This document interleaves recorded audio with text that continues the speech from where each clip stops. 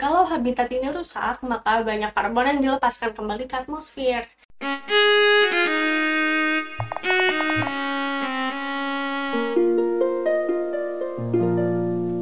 Halo guys, this is Dinda and welcome back to my channel. Guys, kalian pasti tahu kan banyak kegiatan manusia yang dapat mengemisikan karbon. Dan karbon ini dapat memberikan dampak yang negatif bagi bumi kita. Kalian juga pasti tahu kan kalau karbon itu dapat diserap oleh tumbuhan-tumbuhan atau hutan-hutan yang ada di daratan kita. Tapi kalian tahu nggak kalau misalnya karbon itu juga dapat diserap oleh laut dan pantai kita? Ya, jadi di video aku kali ini aku bakal bahas tentang karbon biru atau blue carbon. Jadi, apa sih blue carbon itu? Blue carbon itu adalah istilah untuk karbon yang diserap oleh ekosistem laut dan pesisir kita. Dan ekosistemnya itu disebut blue carbon ecosystem. Kalau dibandingin dengan ekosistem yang ada di daratan kita, seperti hutan hujan tropis, ekosistem blue carbon ini dapat menyerap karbon pada tingkat yang jauh lebih cepat.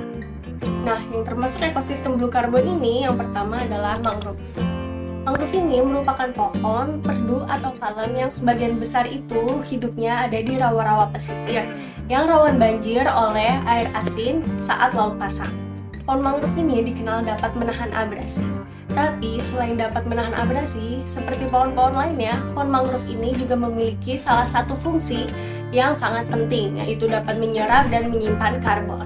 Dan hutan mangrove ini dapat menyimpan karbon lebih dari 3 kali rata-rata penyimpanan karbon per hektarnya dari hutan tropis daratan.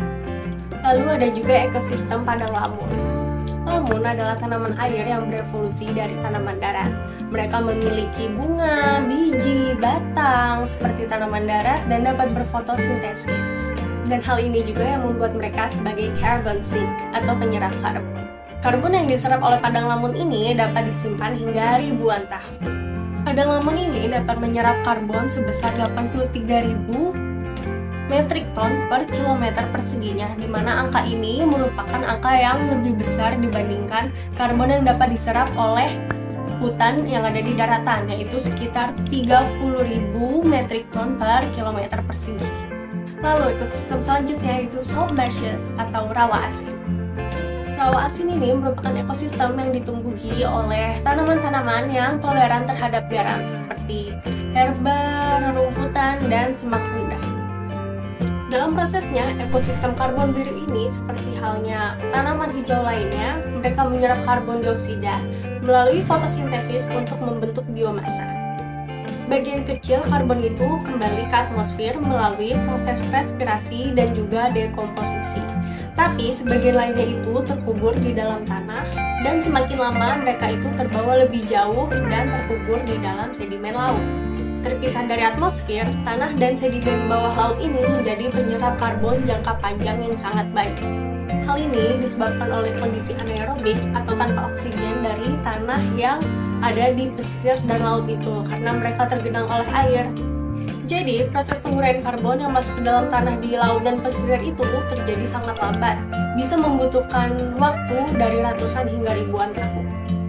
Selain itu, meningkatnya karbon yang masuk ke dalam tanah ini juga dapat meningkatkan kesuburan tanah. Menurut peta global potensi penyimpanan karbon tahunan rata-rata oleh ekosistem pesisir di seluruh dunia, tahun 2021, daerah yang ditandai warna biru ini, termasuk Indonesia, bisa menyerap karbon sebesar 11 juta ton per tahunnya. Dan itu berarti Indonesia merupakan salah satu wilayah yang paling tinggi potensi penyerapan karbon birunya. Seperti fungsinya yang tadi udah aku jelasin, ekosistem blue carbon ini merupakan kunci untuk memerangi perubahan iklim.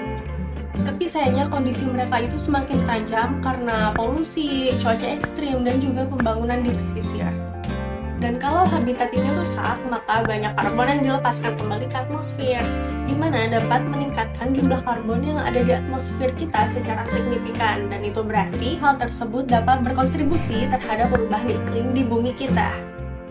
Itulah mengapa menjaga kelestarian ekosistem laut dan pesisir itu sangat penting untuk menjaga bumi kita. Jadi begitulah sharing aku tentang blue carbon ini. Gimana menurut kalian? Ada yang kurang sependapat atau ada tambahan-tambahan lain tentang blue carbon ini? Boleh banget untuk komen di kolom komentar ya. Dan aku harap sharing aku ini bisa bermanfaat bagi kita semua. Oke deh, kalau gitu demikian video aku kali ini.